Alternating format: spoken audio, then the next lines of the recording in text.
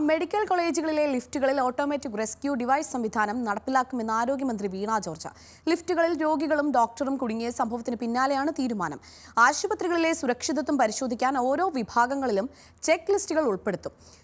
സംസ്ഥാനത്തെ മെഡിക്കൽ കോളേജുകളിലെ സുരക്ഷിതത്വം വിലയിരുത്താൻ ചേർന്ന പ്രത്യേക യോഗത്തിലാണ് നിർദ്ദേശം. സംസ്ഥാനത്തെ മെഡിക്കൽ കോളേജുകളിലെ ലിഫ്റ്റുകളിൽ ഓട്ടോമാറ്റിക് റെസ്ക്യൂ ഡിവൈസ് ഘടിപ്പിക്കുന്നതിന്റെ സാധ്യത പരിശോധിച്ച് പരമാവധി എല്ലാ ലിഫ്റ്റുകളിലും സംവിധാനം നടപ്പിലാക്കും. ലിഫ്റ്റ് ഓപ്പറേറ്റർമാർക്ക് കൃത്യമായ സാങ്കേതിക പരിശീലനം നൽകണമെന്നും ആരോഗ്യമന്ത്രി നിർദ്ദേശിച്ചു. ലിഫ്റ്റ് പ്രവർത്തിക്കുന്ന ഓരോ ദിവസവും അവസാനിക്കുമ്പോൾ ഓപ്പറേറ്റർമാർ ലിഫ്റ്റ് താഴെ കൊണ്ടുവന്ന് ലിഫ്റ്റിന്റെ ഡോർ തുറന്ന് പരിശോധിച്ച് ലോക്ക് ചെയ്യണമെന്ന മാനദണ്ഡം കൃത്യമായി പാലിക്കണം. മെഡിക്കൽ കോളേജ് ആശുപത്രികളിലെ സുരക്ഷിതത്വവും പ്രവർത്തനങ്ങളിലെ കാര്യക്ഷമതയും പരിശോധിക്കാൻ ഓരോ വിഭാഗങ്ങളിലെയും ജീവനക്കാർക്ക് ചെക്ക് ലിസ്റ്റുകൾ ഏർപ്പെടുത്തും. ജീവനക്കാർ ചെക്ക് ലിസ്റ്റ് കൃത്യമായി പാലിക്കുന്നുണ്ടോ എന്ന് പ്രിൻസിപ്പൽമാരും സൂപ്രണ്ടുമാരും ഉറപ്പാക്കണമെന്ന് വീണ ജോർജ് നിർദ്ദേശിച്ചു.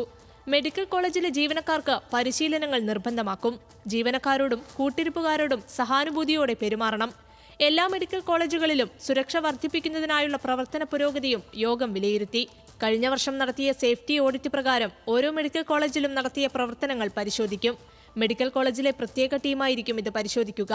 അലാമുകൾ, public address system, fire and safety എന്നിവയുടെ കാര്യക്ഷമത പരിശോധിക്കും. വിവിധ തട്ടുകളിലെ അപകട സാധ്യത കണക്കിലെടുത്ത് മോക്ക് ഡ്രിൽ ഉറപ്പാക്കണമെന്നും മന്ത്രി നിർദ്ദേശിച്ചു.